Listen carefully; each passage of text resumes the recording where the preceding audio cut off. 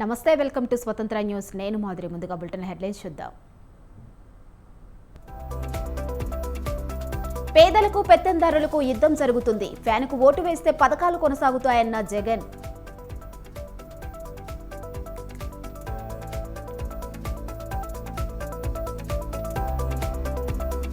వైసీపీని చిత్తుగా ఓడిస్తాం. కేంద్రంలో మళ్లీ వచ్చేది ఎన్డీఏ ప్రభుత్వమేనన్న బాబు.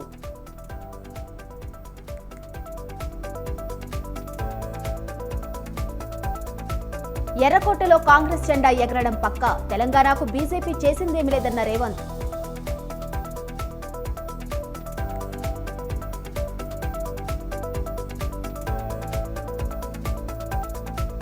కొత్త రేషన్ కార్డులు ఇస్తాం. ఆగస్టు 15 లోపు రైతులకు రుణమాఫీ చేస్తామన్న పొన్నం.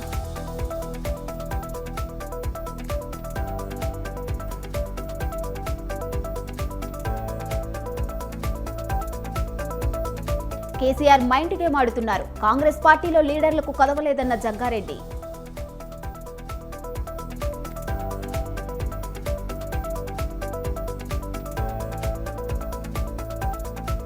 బీఆర్ఎస్ కాంగ్రెస్ రెండు అవినీతి పార్టీలే. మోదీ ప్రధాని అయ్యాక పేదరికం పోయిందన్న రాజ్నాథ్ సింగ్.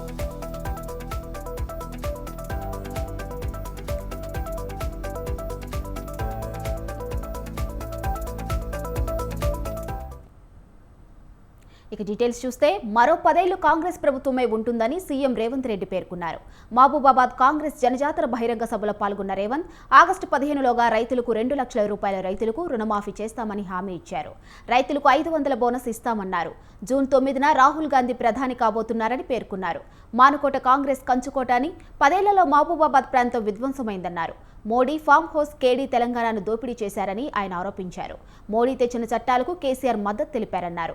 తండ్రి రెడ్డి నాయకును ఇంటికి పంపినట్టే బిడ్డ మాలోత్ కవితను కూడా ఇంటికి పంపాలన్నారు. తెలంగాణ రాష్ట్రం ఇచ్చిన తల్లిగా ఆమె బిడ్డ ఈ దేశానికి ప్రధానమంత్రి కాబోతున్నాడు. ఆమె బిడ్డను ప్రధానమంత్రిని చేయాల్సిన బాధ్యత మన మీద లేదా? మహబూబాబాద్లో గెలిపించాల్సిన బాధ్యత మన మీద లేదా అని నేను అడుగుతున్నా. అందుకే మిత్రులారా, జూన్ 4 నాడు ఫలితాలు వస్తాయి. జూన్ 9 నాడు ఎర్రకోట మీద 3 రంగుల జెండా ఎగరేసి రాహుల్ గాంధీ దేశానికి ప్రధానమంత్రి కాబోతున్నాడు. ఆ పండుగలో 14 మంది ఎంపీలను నేను, మా తుమ్మల గారు, మా పొంగులేటి గారు 14 మందిని ఎంబడి పెట్టుకొని ఆ పండుగకు పోవాలి, మీరు మద్దతు ఇవ్వాలి అని నేను అడుగుతున్నా. ఇదేమన్నా తప్ప అని మిత్రులను నేను అడుగుతున్నా. సోనియా గాంధీ, మన్మోహన్ సింగ్ ప్రజాస్వామ్యాన్ని పాతరేసి పార్లమెంటు దర్వాజాలు బంద్ చేసి తెలంగాణ బిల్లును ఆమోదించారు. ఆ తెలంగాణ బిల్లు చెల్లనే చెల్లదు, తెలంగాణ రాష్ట్రం వద్దే వద్దని నరేంద్ర మోడీ పార్లమెంటు సాక్షిగా మాట్లాడింది నిజం కాదా? మరి నేను ఇవాళ అడుగుతున్న సిగ్గులేని కిషన్ రెడ్డిని, బీజేపీ నాయకులను, తెలంగాణ రాష్ట్ర ఏర్పాటునే వద్దన్న మీరు, తెలంగాణ రాష్ట్ర ఏర్పాటును ప్రశ్నించిన మీరు, తెలంగాణ రాష్ట్రాన్ని ఏర్పాటు చేసిన సోనియా గాంధీని, కాంగ్రెస్ను తప్పు పట్టిన మీరు ఏ మొహం పెట్టుకొని తెలంగాణ రాష్ట్రంలో ఓట్లు అడుగుతారని నేను అడుగుతున్నా కిషన్ రెడ్డిని, నరేంద్ర మోడీని. తెలంగాణ రాష్ట్ర ఏర్పాటును ప్రశ్నించి తెలంగాణ రాష్ట్రానికి రావాల్సిన నిధులు ఇవ్వకుండా అవమానించి తెలంగాణ అభివృద్ధిని అడ్డుకున్న మీరు ఇవాళ వచ్చి తెలంగాణలో సీట్లు కావాలి, ఓట్లు కావాలని అడుగుతారంటే మీకు ఎంత ధైర్యం అని నేను అడుగుతున్నా.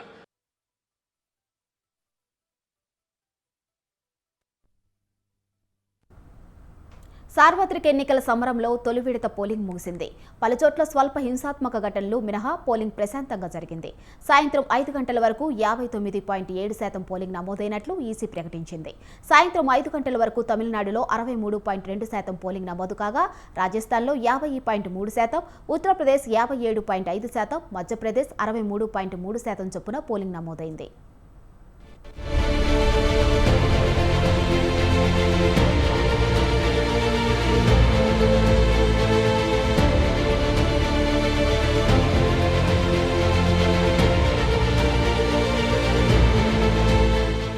లోక్సభ ఎన్నికలు తొలి దశలో 21 రాష్ట్రాలు, కేంద్రపాలిత ప్రాంతాల్లోని 102 నియోజకవర్గాల్లో పూర్తయింది. మణిపూర్, పశ్చిమ బెంగాల్లో హింసాకాండ, దౌర్జన్య ఘటనలు జరిగాయి. ఛత్తీస్గఢ్లో ఒక ఐఈడీ పేలిన ఘటనలో సిఆర్పీఎఫ్ కమాండెంట్ గాయపడ్డాడు. తమిళనాడులోను అరుణాచల్ ప్రదేశ్, అస్సోం, అండమాన్ నికోబార్ దీవులు ఈవీఎంలు తెరుచుకోకపోవడం, కొన్ని మిషన్లు మొండికేయడంతో కొద్దిగా అసౌకర్యం కలిగింది. త్రిపురలో ఉదయం నుంచి చురుగ్గా రికార్డు స్థాయిలో పోలింగ్ జరిగింది. కాగా లక్షద్వీప్లోనూ తెల్లవారుజాము నుంచే పెద్ద ఎత్తున ఓటర్లు పోలింగ్ కేంద్రాల వద్ద క్యూ కట్టారు.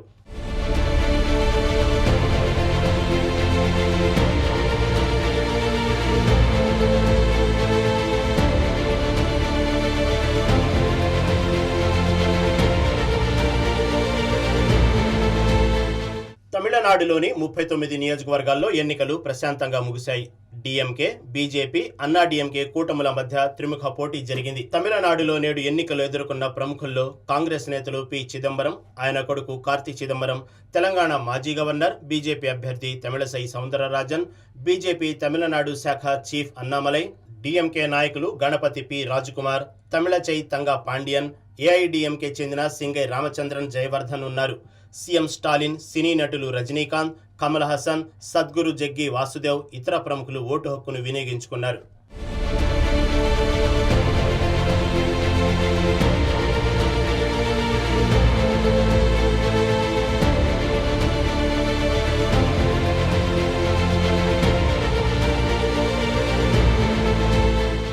లోక్సభ ఎన్నికలు మొదటి దశ పోలింగ్ సందర్భంగా ఇన్నర్ మణిపూర్ నియోజకవర్గంలో హింసాకాండ చోటు చేసుకుంది. దుండుగుల కాల్పుల్లో 3 మరణించారు. మోయిరంగ్ అసెంబ్లీ సెగ్మెంట్లోని తమన్ పోక్సీలో ఓ పోలింగ్ కేంద్రం వద్ద ఘటన జరిగింది. ఇంఫాల్ ఈస్ట్ డిస్టిక్లో తోంగ్జు అసెంబ్లీ నియోజకవర్గంలోని ఓ పోలింగ్ కేంద్రంలో అల్లర్లు, దౌర్జన్యకాండ జరగడంతో అదనపు బలగాలు పంపారు. ఇంఫాల్ ఈస్ట్ జిల్లాలోని భమోన్ కంపు పోలింగ్ కేంద్రంలో ఈవీఎంను దుండగులు ధ్వంసం చేశారు. ఇంఫాల్లోని 2 పోలింగ్ కేంద్రాల్లో అవకతవకలు జరిగాయని కొందరు మహిళలు ఆరోపించడంతో పోలింగ్ నిలిచిపోయింది. పోలింగ్ కేంద్రాన్ని పోలింగ్ అధికారి మూసివేశారని ఇంఫాల్ ఈస్ట్ డీసీ వెల్లడించారు. పశ్చిమ బెంగాల్లో కూచ్ బెహార్, అలీపుర్దువార్, జల్పాయిగురి నియోజకవర్గాలకు శుక్రవారం తొలి దశ లోక్సభ ఎన్నికలు ప్రారంభం కాగానే హింసా దాడులు జరిగినట్లు, బెదిరింపులు వచ్చినట్లు ఫిర్యాదులు వెల్లువెత్తాయి. తృణమూల్ కాంగ్రెస్ మద్దతుదారులు చందామరిలోని రాళ్లు రువ్వారని, బీజేపీ బూత్ అధ్యక్షుడికి గాయాలయ్యాయని ఫిర్యాదు వచ్చింది. సితాల్కుచి, ఛోటా సల్బరి గ్రామ పంచాయతీ ప్రాంతాల్లో టీఎంసీ కార్యకర్తలపై బీజేపీ కార్యకర్తలు దాడి చేశారని ఆరోపించారు.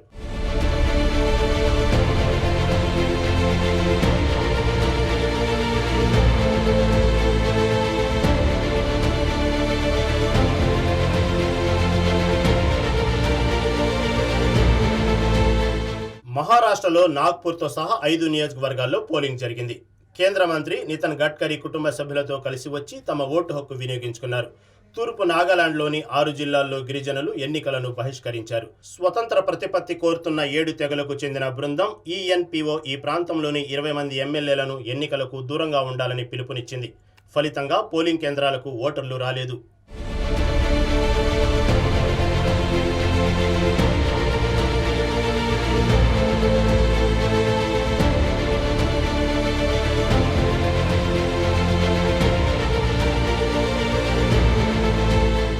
పశ్చిమ బెంగాల్లో 3 లోక్సభ నియోజకవర్గాలకు పోలింగ్ జరిగింది. సిలిగురిలో బీజేపీ ఎమ్మెల్యే శిఖా చటోపాధ్యాయను పోలీసులు అరెస్టు చేసేందుకు ప్రయత్నించగా బీజేపీ కార్యకర్తలు అడ్డుకున్నారు. స్వల్ప ఘర్షణ జరిగింది.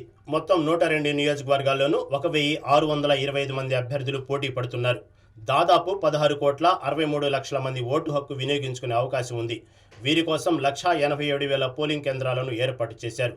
18 లక్షల మంది పోలీసులు, సైన్యం, పారామిలిటరీ దళాలు కట్టుదిట్టమైన భద్రత కల్పించారు.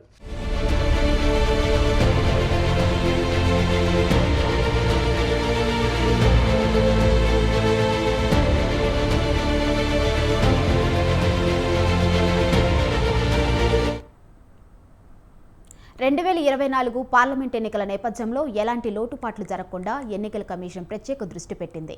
గత అసెంబ్లీ ఎన్నికల సందర్భంగా కలిగిన అనుభవాలను దృష్టిలో పెట్టుకుని లోక్సభ ఎన్నికలపై స్పెషల్ ఫోకస్ పెట్టింది ఈసీ.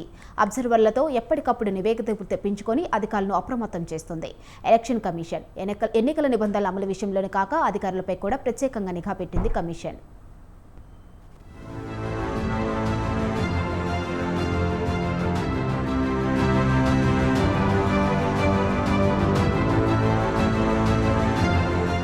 తెలంగాణ రాష్ట్రంలో ప్రస్తుతం లోక్సభ ఎన్నికలు జరుగుతున్నాయి. నోటిఫికేషన్ విడుదలైంది. మొదటి రోజే 42 మంది అభ్యర్థులు 48 నామినేషన్లు దాఖలు చేశారు. 25వ తేదీ వరకు నామినేషన్లు స్వీకరిస్తారు. 26న స్క్రూటినీ, నామినేషన్ల ఉపసంహరణకు చివరి తేదీ ఈ నెల 29. నామినేషన్ ప్రక్రియ చాలా కీలకమైన ఘట్టమని, నామినేషన్ పత్రాలు, అఫిడవిట్లో ఏ ఒక్క అంశాన్ని వదిలిపెట్టకుండా ప్రతి అంశాన్ని పూర్తిగా పేర్కొని రిటర్నింగ్ అధికారికి దాఖలు చేయాలని ముఖ్య ఎన్నికల అధికారి వికాస్ రాజ్ సూచించారు. అభ్యర్థితో పాటు రిటర్నింగ్ అధికారి ఆఫీసులోకి 4 మాత్రమే అనుమతి ఉంటుంది. ఒకసారి రిటర్నింగ్ అధికారి ఆఫీసులోకి వచ్చిన అభ్యర్థి మళ్లీ బయటకు వెళ్లి ఏదైనా పత్రాలు తీసుకువచ్చే అవకాశం లేదని స్పష్టం చేశారు CEO Vikas Raj. They should ensure that they are inside the hall before 3 p.m. along with all the papers. Mali they cannot go outside and come back inside. So therefore they should come before 3 o'clock with all the papers. Nomination paper has to be given to the returning officer or only case law because of some important కారణాల వల్ల ఏ ఆమెని mandate చేసి పెడితే వేరే విషయం కానీ otherwise all cases లో ఆ రోజుకి ఇవ్వాలి. ఫామ్ 1 లో ఏ ప్లేస్ పెట్టారో ఆ ప్లేస్ లో ఇవ్వాలి. వేరే ప్లేస్ లో ఆ రోజుకి ఇవ్వడానికి కూడా వీల్లేదు. Maximum of 4 nomination papers can be given. In case of recognized political parties, ఒక ప్రపోజల్ చాలు. వేరే కేసెస్ లో 10 ప్రపోజల్స్ కావాలి. ఎన్నికల ప్రచారంలో రాజకీయ పార్టీలకు స్పష్టంగా ఎన్నికల కోడ్ ఉల్లంఘనపై అవగాహన కల్పించామని, నిబంధనలకు విరుద్ధంగా ప్రచారం చేసినా, ఇతర కార్యక్రమాలకు పాల్పడినా ఖచ్చితంగా చట్ట ప్రకారం చర్యలుంటాయని సీఈఓ హెచ్చరించారు.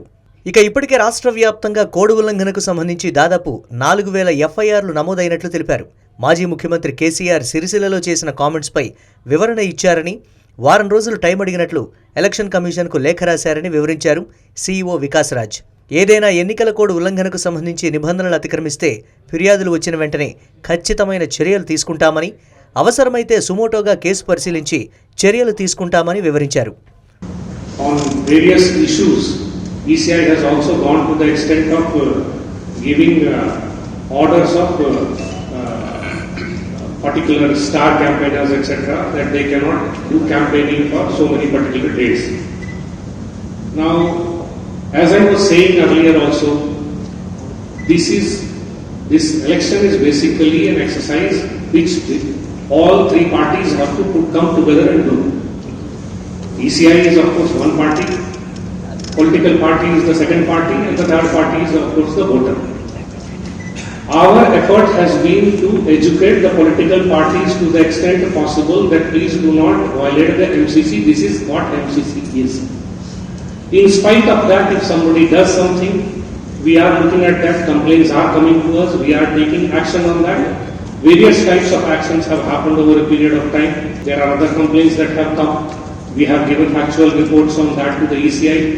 ECI will obviously be taking decisions on that. తెలంగాణలో 17 లోక్సభ నియోజకవర్గాలు, సికింద్రాబాద్ కంటోన్మెంట్ ఒక అసెంబ్లీ స్థానానికి ఎలక్షన్స్ జరుగుతున్నాయి. రాష్ట్ర వ్యాప్తంగా 35,000కు పైగా పోలింగ్ కేంద్రాలుండగా 3,31,00,000 మంది ఓటర్లు ఉన్నారని వివరించారు. 2023 అసెంబ్లీ ఎన్నికల నుంచి ఇప్పటి వరకు మహిళల ఓట్లు మరింత పెరిగాయని పేర్కొన్నారు. దీంతోపాటు అంతర్రాష్ట్ర చెక్పోస్టులు, క్లిష్టమైన పోలింగ్ స్టేషన్స్పై గట్టి నిఘా పెట్టామని సీఈఓ వివరించారు. తెలంగాణ రాష్ట్రానికి 17 మంది జనరల్ అబ్జర్వర్లు, 34 మంది పోలీస్ అబ్జర్వర్లు, 9 మంది ఎన్నికల వ్యయాలకు సంబంధించిన పరిశీలకులు క్షేత్రస్థాయిలో పనిచేస్తున్నారని పేర్కొన్నారు. దీంతోపాటు రాష్ట్రానికి 160 కేంద్ర కంపెనీల బలగాలు కేటాయించగా 60 కేంద్ర కంపెనీల బలగాలు రాష్ట్రానికి చేరుకొని విధుల్లో చేరినట్లు వివరించారు. So we are identifying critical stations. Ippudu varaku about 9,900 critical polling stations have been identified in the entire state. Like we did in the assembly election, 100% of the urban polling stations, especially the ones where congested places are there, especially the ones where more than one polling station is there at the same locations, Atlantic places lo special drishti pettukoni akkada special either central forces or additional forces from our side, micro observers, webcasting, depending on whatever is available with us, resources. Based on that, we will be taking special activities to ensure that the polling goes on free, fair and absolutely peaceful manner in these places. Assembly ఎన్నికలకు అబ్జర్వర్ల చేత ప్రత్యేక నిఘా పెట్టిన central election commission రానున్న లోక్సభ ఎన్నికలకు సైతం అబ్జర్వర్ల చేత ప్రత్యేకమైన నిఘా పెట్టింది ఈసీఐ. ఇందులో భాగంగా అభ్యర్థులు ఖర్చుపైన నిఘా పెట్టి ఎప్పటికప్పుడు తనిఖీలు చేస్తూ నగదు సీజ్ చేస్తుంది ఈసీఐ. గత అసెంబ్లీ ఎన్నికల్లో రికార్డు స్థాయిలో నగదు పట్టుకున్న ఈసీఐ ఇప్పుడు ఎలాంటి రికార్డులు నమోదు చేస్తుందో.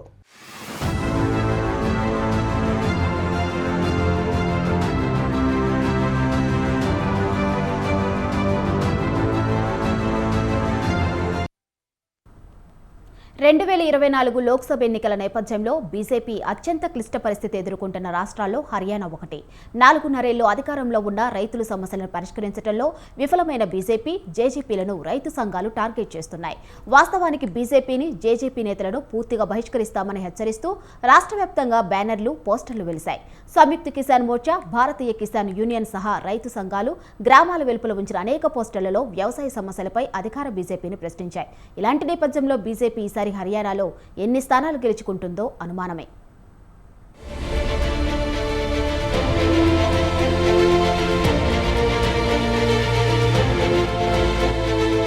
హర్యానా భారతీయ జనతా పార్టీకి 2019లో పెట్టని కోటగా నిలిచింది. హర్యానాలో మొత్తం 10 స్థానాలను గెలుచుకొని క్లీన్ స్వీప్ చేసింది. ప్రస్తుత లోక్సభ ఎన్నికల్లో పెద్ద ఎత్తున ప్రజా వ్యతిరేకత మూటకట్టుకుంది. హర్యానాలో వ్యవసాయదారుల నుంచి ఎదురుగాలి సాగుతోంది. కిసాన్ పండించిన పంటకు కనీస మద్దతు ధరకు చట్టబద్ధత కల్పించడంతో పాటు రైతు సమస్యలను పరిష్కరించాలని డిమాండ్ చేస్తున్నారు హర్యానా రైతులు. సంయుక్త కిసాన్ మోర్చా, భారతీయ కిసాన్ యూనియన్ సహా పలు రైతుల సంఘాలు ఉద్యమిస్తున్నాయి. ఎన్నికల నేపథ్యంలో బీజేపీ, దాని పూర్వ మిత్రపక్షం బీజేపీ రైతులు కఠిన ప్రశ్నలను ఎదుర్కోలేకపోతున్నాయి. ఎంఎస్పీపై చట్టం చేయలేకపోవడం, తప్పుడు కేసుల్లో రైతులను అరెస్ట్ చేయడంతో పాటు వ్యవసాయ రుణాలతో రైతులు ప్రశ్నలు సంధిస్తున్నారు. ఫలితంగా ఎన్నికల్లో ఓట్లు అడిగేందుకు సిద్ధమైన బీజేపీ నాయకులు తీవ్ర వ్యతిరేకత ఎదుర్కొంటున్నారు.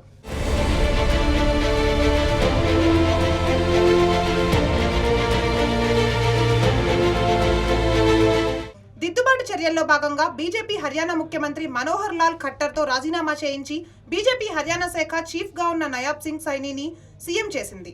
ఓబీసీ కమ్యూనిటీకి చెందిన సైనీకి సీఎం పదవి కట్టబెట్టడం ద్వారా ఆ వర్గాలను ఆకట్టుకునే యత్నం చేసింది. సైనీ బీజేపీ హర్యానా కిసాన్ మోర్చా రాష్ట్ర ప్రధాన కార్యదర్శిగా పనిచేశారు. చాలా రైతు సంఘాలతో ఆయనకు సన్నిహిత సంబంధాలు ఉండడం ఓ కారణం. హర్యానా మాజీ సీఎం మనోహర్ లాల్ ఖట్టర్ కర్నాల్ లోక్సభ స్థానం నుంచి పోటీ చేస్తున్నారు.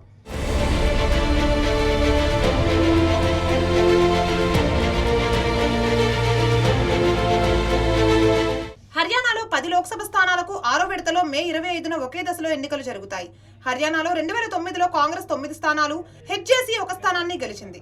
2014లో మోదీ ప్రపంచనంలో బీజేపీ 7 ఎంపీ స్థానాలను, కాంగ్రెస్ 1 ఎంపీ సీటును గెలుచుకోగా ఇండిపెండెంట్లు 2 స్థానాల్లో గెలుపొందారు. 2019లో హర్యానాలో బీజేపీ మొత్తం 10 పార్లమెంటు స్థానాలను గెలిచింది. ఈ ఎన్నికల్లో 10 స్థానాల్లో పోటీకి బీజేపీ, కాంగ్రెస్, మరోపక్క బీజేపీ, ఇండియన్ నేషనల్ లోక్ దళ్ సిద్ధమవుతున్నాయి.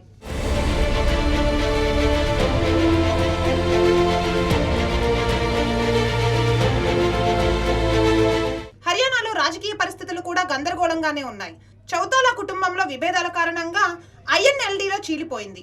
అజయ్ చౌతాలా, దుష్యంత్ చౌతాలా 2018 డిసెంబర్లో జేజేపీని ఏర్పాటు చేశారు. ఇప్పుడు లోక్సభ ఎన్నికలు చౌతాలా కుటుంబం ఇంటిగోలగా మారాయి.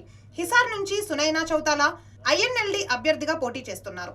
కురుక్షేత్ర నుంచి యల్లనాబాద్ ఎమ్మెల్యే అభయ్ సింగ్ చౌతాలా పార్టీ అభ్యర్థిగా బరిలో ఉన్నారు.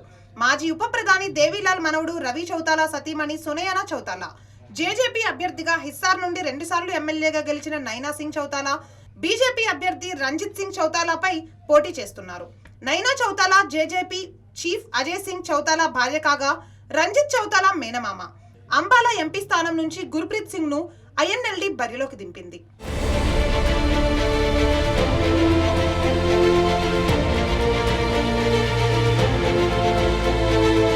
ఎన్నికల వేళ కాంగ్రెస్ మరో సమస్య ఎదుర్కొంటోంది. పలువురు సీనియర్ నేతలు పార్టీలో చేరడంతో కొత్త చిక్కులు ఎదురవుతున్నాయి. 2019లో జేజేపీ అభ్యర్థిగా పోటీ చేసిన రాంపాల్ కొసాలియాకు రాజ్యసభ ఎంపీ దీపేందర్ సింగ్ హుడా కాంగ్రెస్ సభ్యత్వాన్ని అందజేశారు. బీజేపీకి రాష్ట్రంలో ఎదురుగాలులు వీస్తూ ఉండడంతో పలువురు బీజేపీ నాయకులు కాంగ్రెస్ కు క్యూ కట్టారు. వారిలో అశోక్ ఫౌజీ శివానా బేరీ, పవన్ శర్మ, అశ్వని, అలోక్, మంజిద్ నంబార్దార్, సత్యవన్ రాజేష్, సత్యేంద్ర సాహిల్గూడ, అమిత్ అలియాస్ మోను ఆజాద్ ఉన్నారు.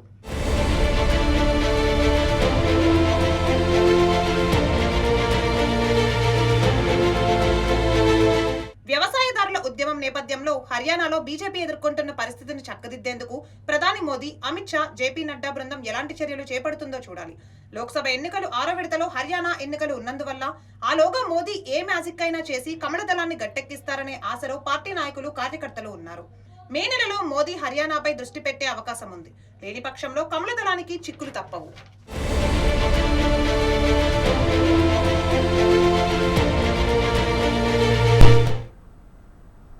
కేజ్రీవాల్ను చంపే కుట్ర జరుగుతుందా? బీజేపీ ఢిల్లీ ప్రభుత్వాన్ని కూల్చే ఎత్తుగడిలా ఉందా? బెయిల్ కోసం సీఎం తినకూడనివన్నీ లాగించేస్తున్నారా? ఇవే అంశాలు ఇప్పుడు ఢిల్లీలోనే కాదు, దేశ రాజకీయాల్లోనూ హాట్ టాపిక్గా మారాయి.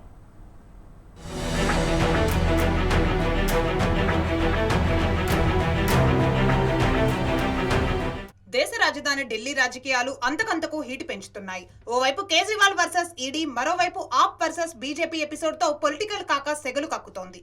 కేజ్రీవాల్ సర్కార్ను ఎలాగైనా గద్దెదించాలన్న వ్యూహంలో బీజేపీ ఉంది. మరోపక్క లిక్కర్ స్కామ్ పరీక్షను ఎదుర్కొంటూనే అధికారాన్ని కాపాడుకునే పనిలో ఉన్నారు ఆప్ నేతలు.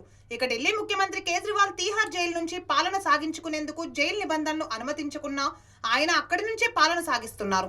ఇది రాజ్యాంగ విరుద్ధమని లెఫ్టినెంట్ గవర్నర్ సక్సేనా చెబుతూ ప్రత్యామ్నాయ ముఖ్యమంత్రిని ఎన్నుకోవాలంటున్నారు. లేదంటే రాష్ట్రపతి పాలన తప్పదని ఆయన హెచ్చరిస్తున్నారు.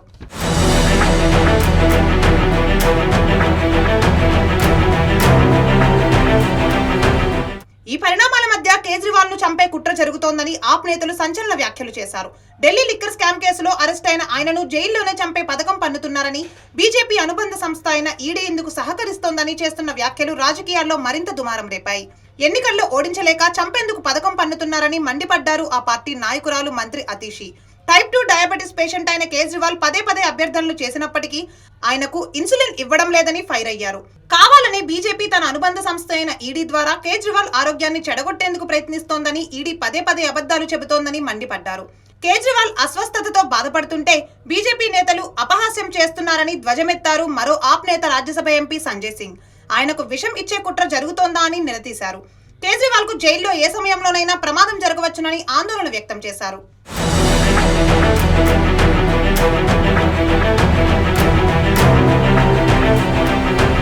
ఢిల్లీ లిక్కర్ స్కామ్ కేసులో ఆరోపణలు ఎదుర్కొంటున్న సీఎం అరవింద్ కేజ్రీవాల్ ను మార్చి 21న ఎన్ఫోర్స్మెంట్ డైరెక్టరేట్ అరెస్టు చేసింది. అయితే జైల్లో ఆయనకు షుగర్ లెవెల్స్ పెరుగుతున్నాయని, దీంతో తనకు ఇంజెక్షన్ ఇవ్వాల్సిందిగా కోర్టును కేజ్రీవాల్ కోరారు. అయితే దీన్ని వ్యతిరేకించిన ఈడీ విచారణ సందర్భంగా పలు ఆరోపణలు చేసింది. ఇంటి భోజనానికి అనుమతి ఉండడంతో మామిడి పండ్లు, స్వీట్లు తినేసి తద్వారా షుగర్ లెవెల్స్ పెంచుకొని ఆరోగ్యపరమైన కారణాలతో బెయిల్ పొందాలని ప్రయత్నిస్తున్నారని కోర్టుకు తెలిపింది. అయితే ఈడీ చేసిన ఈ ఆరోపణలపైనే ఆప్ నేతలు మండిపడుతున్నారు.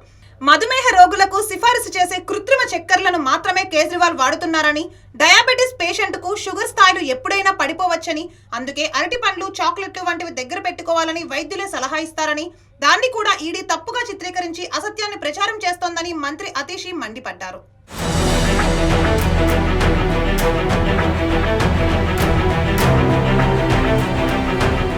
ఢిల్లీలో కేజ్రీవాల్ వర్సెస్ ఈడీ, ఆప్ వర్సెస్ బీజేపీ ఎపిసోడ్ తో రాజకీయ రగడం మరింత రాజుకుంటూనే ఉంది. అయితే ఆప్ నేతలు ఆరోపిస్తున్నట్లు కేజ్రీవాల్ పై కుట్ర జరుగుతోందా? ఆప్ ను ఓడించలేక మర్డర్ ప్లాన్ చేస్తోందా? లేదంటే ఈడీ చెబుతున్నట్లు బెయిల్ కోసం కేజ్రీవాల్ తినకూడనివన్నీ తినేసి షుగర్ పెంచుకునే ప్రయత్నం చేశారా అన్నది రాజకీయ వర్గాల్లో ఆసక్తిగా మారింది.